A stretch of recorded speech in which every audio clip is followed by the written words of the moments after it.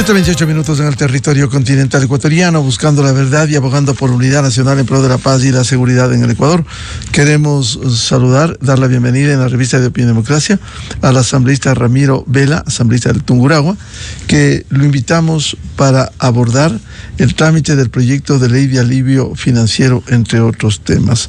¿Cómo avanza este tema, proyecto urgente del Ejecutivo, que ha generado algunas observaciones y que está en pleno trámite? ¿Cómo avanza este proyecto, asambleísta Ramiro Vela? Buen día.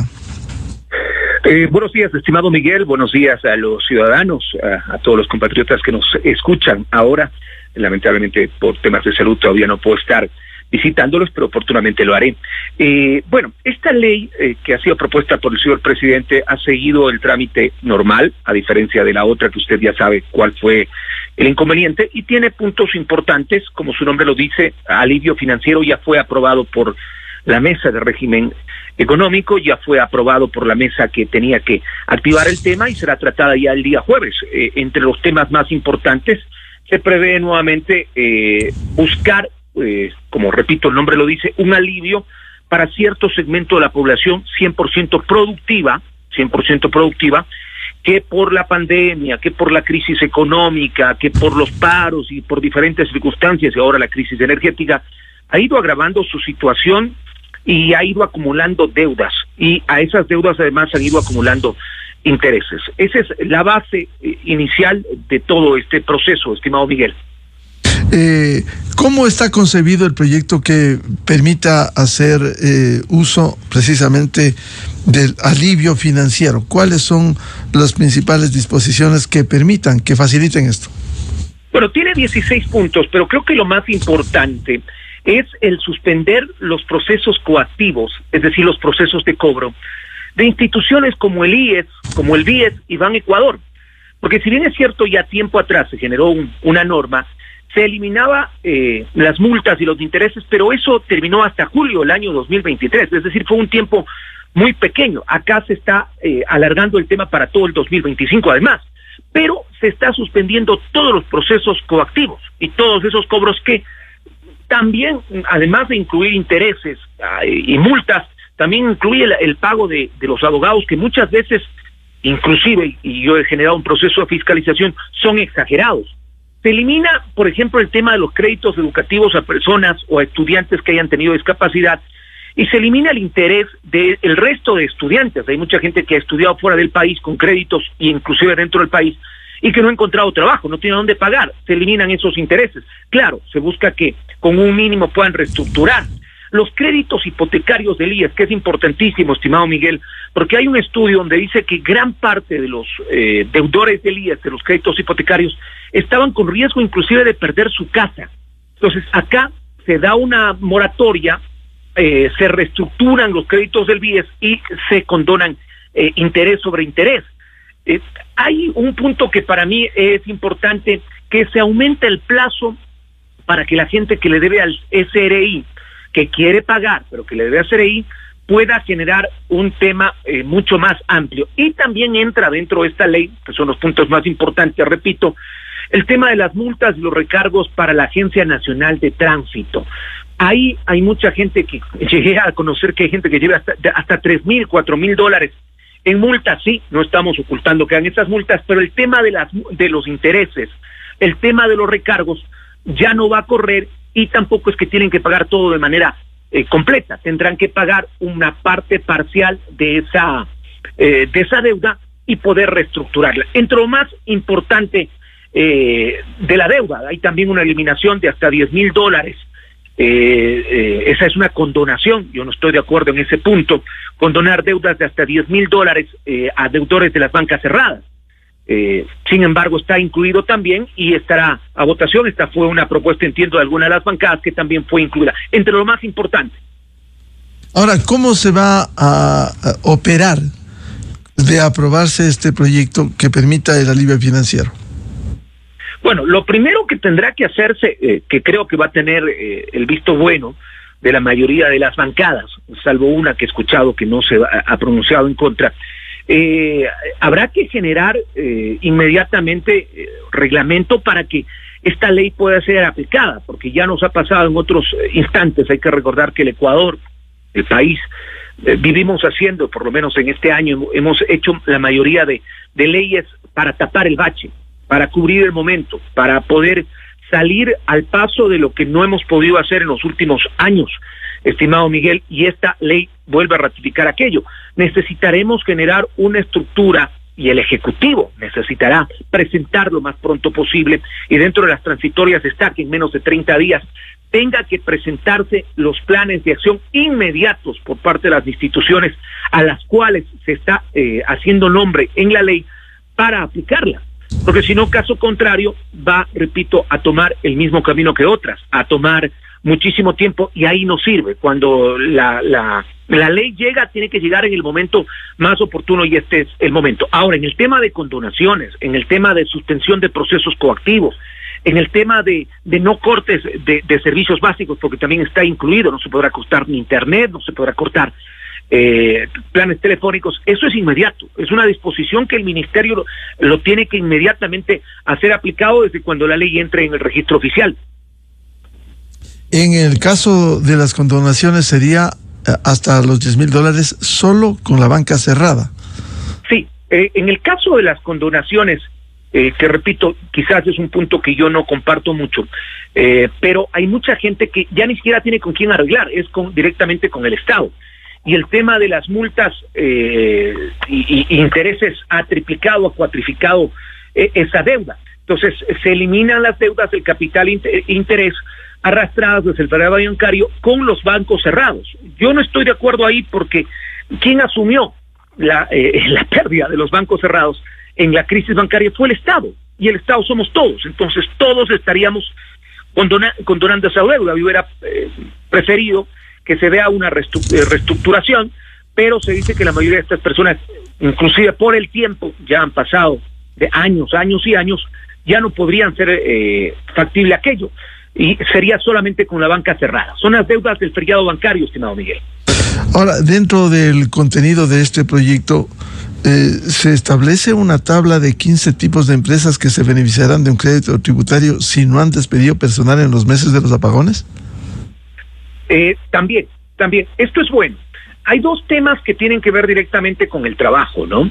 El tema del que usted está hablando, que elimina esta posibilidad de darle a las personas que han cumplido, de no eliminar personal. Hay mucha gente que ha hablado de que el feriado bancario dejó mal a la gente, que despidió, sí, a muchas personas, pero acá también se habla de que en este último periodo con la crisis se podría hacerlo, ¿no?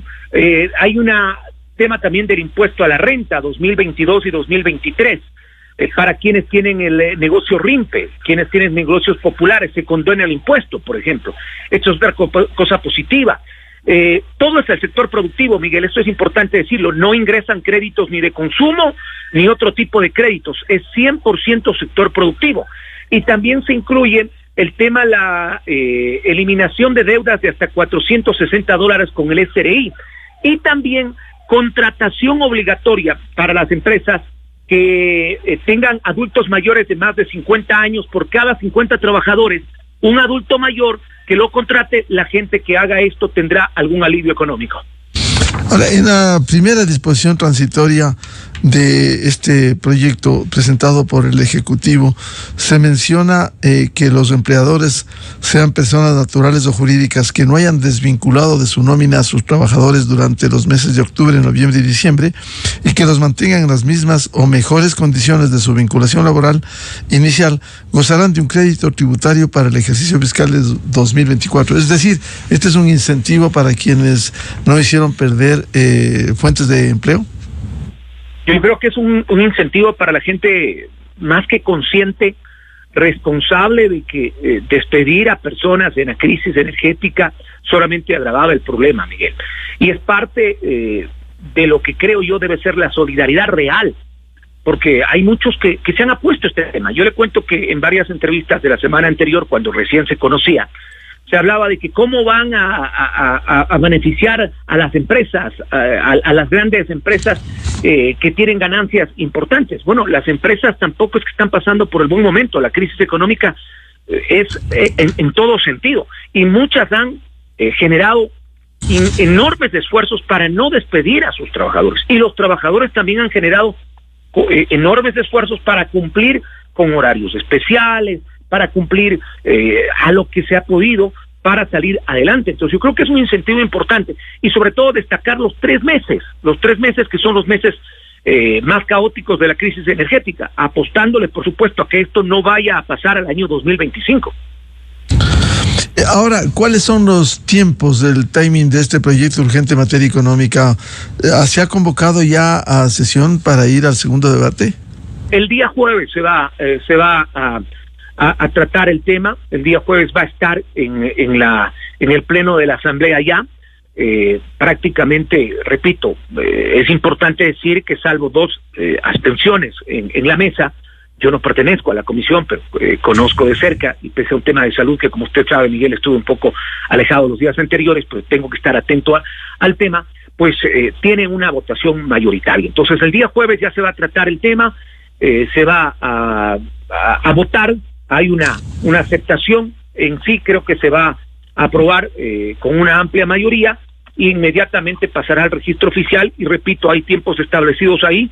El tema de la suspensión de cobros, el tema de suspensión de procesos tiene que ser inmediato, y los otros tienen que ir generándose con un cronograma que deberá ser cuadrada con el propio Ejecutivo y los propios ministerios. Es decir, ¿y cuándo se cumplen los 30 días de este proyecto urgente en materia económica? Se cumple esta semana, justamente. Se cumple esta semana. Entonces, yo creo que ha sido positivo el hecho de la convocatoria. Está a tiempo, y sobre todo sin incumplir con la norma establecida, y esperando que por supuesto los ciudadanos tengan a tiempo la posibilidad de acceder a estos beneficios.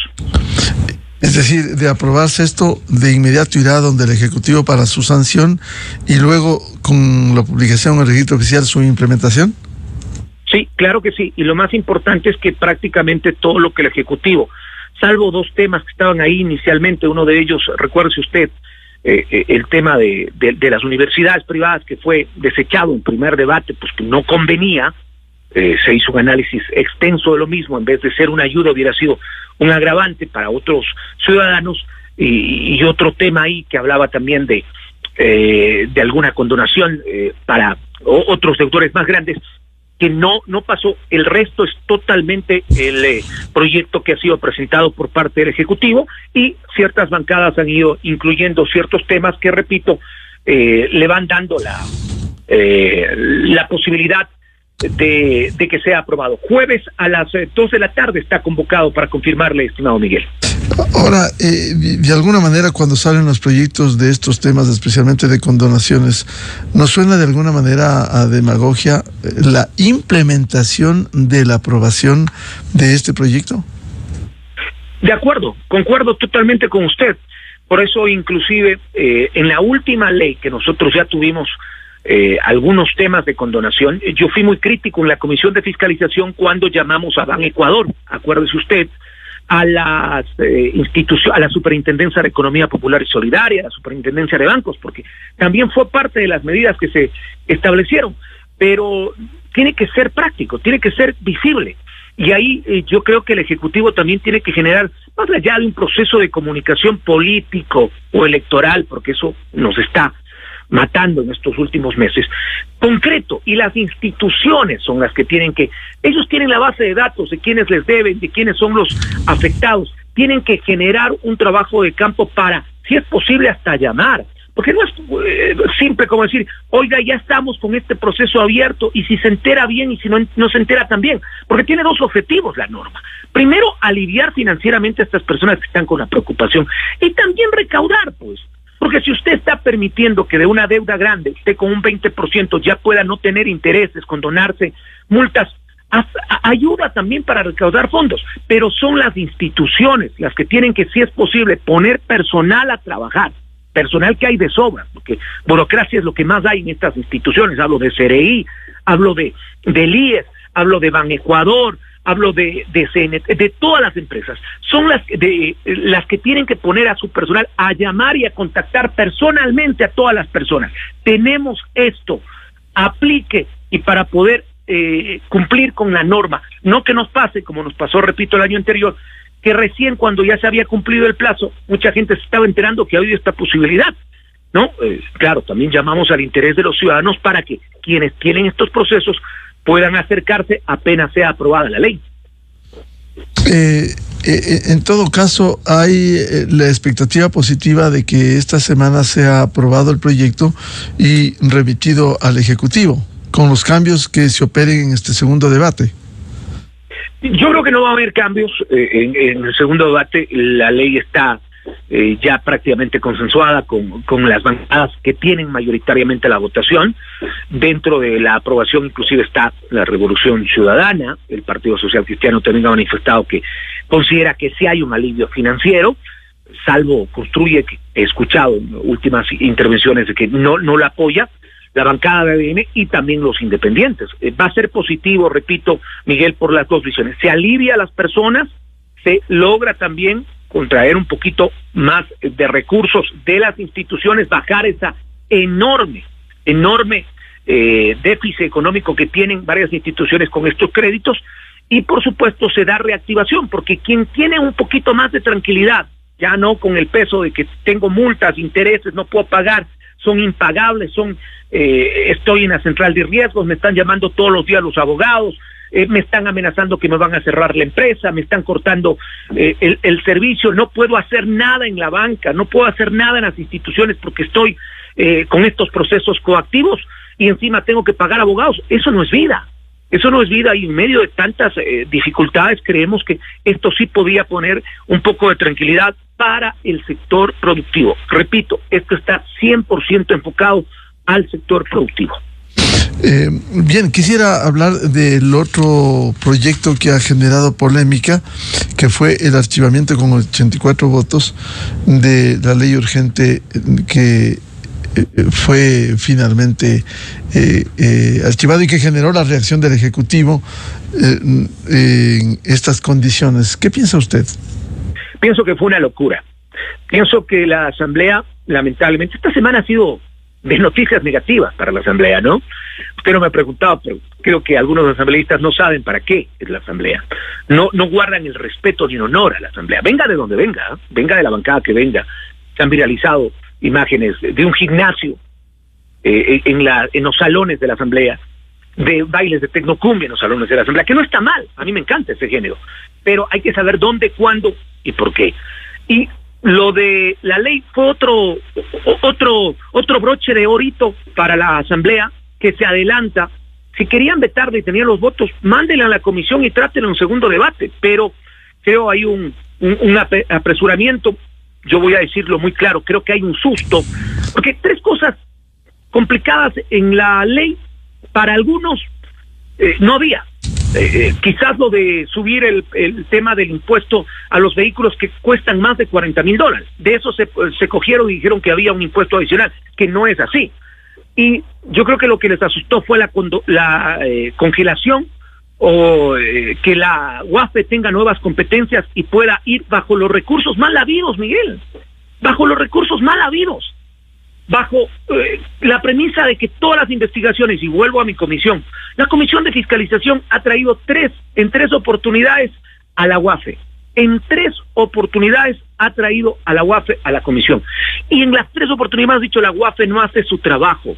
¿Por qué? Porque le faltan competencias, porque no tiene la posibilidad de, inclusive cuando ya detecta que hay dinero sucio en el mercado ecuatoriano, poder intervenir. Ellos pasan a otras instituciones y esas otras instituciones no hacen nada. Acá había la oportunidad, pero se asustaron, porque dijeron que puede hacer persecución. Al honesto, a mí no me pueden ir a revisar si tengo 300,000, 500,000 o $1 millón en ninguna cuenta y me van a congelar algo que no tengo. Entonces los honestos, los ciudadanos de este país que hacemos las cosas así, no tenemos miedo, pero se asustaron y decidieron hacer, para mí, una barbaridad. Mandar en el primer debate la ley al archivo, algo que para mí es inconstitucional. Yo ahí prefiero que los abogados hablen. Sin embargo, creo que esto causa un problema más para la Asamblea, problema, repito, causado por la propia Asamblea. Claro, hemos escuchado y entrevistado a reconocidos constitucionalistas. Voy a dar el nombre del doctor Carlos de Tomaso, por ejemplo, que desde Guayaquil decía que fue una barbaridad que en el primer debate se archive cuando eso es para un proyecto ordinario. En el proyecto urgente en materia económica, artículo 59 de la Ley Orgánica de la Función Legislativa, no hay esa atribución. Sí en el 60, pero para un proyecto ordinario. Y dice el Pleno, con la mayoría absoluta de sus miembros podrá resolver el archivo del proyecto de ley en un proyecto ordinario, pero este es un proyecto extraordinario. Totalmente de acuerdo con usted, y le escuché al constitucionalista y he escuchado a otros profesionales del derecho, he escuchado a otros también que dicen que lo que la Asamblea actuó es correcto. Yo creo que ahí nuevamente la Asamblea necesita ayuda, y qué pena, porque la Asamblea, al ser el primer poder del Estado, debería dar soluciones, no problemas. A lo mejor nos vamos a ver envueltos en la necesidad de tener una consulta constitucional. No sé qué va a pasar, porque aparte de archivar la ley, diciendo yo soy el que hago lo que quiero y lo que me da la gana, inmediatamente lo mandaron al registro oficial, algo medio raro, ¿no? Decidieron hacerlo como para decir aquí el que mando soy yo, y eso me parece que no le hace bien al país, porque lo único que ha hecho es acrecentar la pugna ejecutivo-legislativo. Y vuelvo a repetir, si tienen los votos, si no les parece la norma, mándelo a comisión para que se vuelva a tratar, para que lleguen los especialistas, y en el segundo debate, si quieren archivarlo, háganlo. Pero no, acá quisieron saltarse toda la barda, actuaron caprichosamente, diría yo, y nos metieron en otro lío. Repito, la Asamblea tiene tantas cosas pendientes por tratar, y ahora estamos en esto donde el Ejecutivo también, entiendo, va a tomar acciones. Y si me permite, ahí hay otro tema importante que ya ha salido a la luz, que es cómo se manejan los equipos de fútbol. Y por más que se quiera tapar el sol con un dedo, la informalidad en los clubes de fútbol debería acabarse tarde o temprano en el país. La posibilidad de que las empresas privadas ya inviertan y transparenten los ingresos, transparentes de dónde sacan tanto dinero, de dónde generan el financiamiento, cómo se manejan, y que por supuesto en base a ese manejo puedan pagar los impuestos respectivos, permitir la inversión privada. Por eso repito, los 3 puntos, entre comillas, de esta última ley, para mí ninguna era polémica. No se subía el impuesto a los vehículos de menos de $40,000, se mantenía. A los de más de $40,000 sí, cuando sabemos que tenemos escándalos en el país donde empresas que venden vehículos de alta gama, usados, han servido para tapar dinero que ha venido de otros sectores, lamentablemente, de delincuencia y de narcotráfico. Consecuentemente, esta polémica, ¿cómo debería superarse? Ejecutivo, legislativo. Si hubiera tranquilidad y si hubiera cabeza fría, el Pleno debería resolver que se vuelva a tratar, que se trate en segunda. No sé si legalmente, y repito, es necesario siempre escuchar a los aguas, aunque no creo que sea posible, porque inclusive está ya mandado al registro oficial. Repito, haces lo que haces y luego dices, como para que no me molesten, lo mando al registro oficial para que ahí luego vean cómo soluciona. Eso es darle problemas al país. Eso no es darle soluciones. Y la Asamblea lo que tiene que buscar es soluciones. Por eso es que bajamos la credibilidad y la importancia de lo que la Asamblea tendría que tener para el Ecuador. Entonces, yo no sé, se ha hablado inclusive de que el presidente o el Ejecutivo podría mandar otro proyecto de ley parecido, similar. Si el problema era lo de los $40,000 en los vehículos, bájele eso, no sé. Aunque el Ejecutivo va a continuar con la medida de que fue algo inconstitucional y seguramente va a seguir presionando para que el tema pase por el Ministerio de la Ley.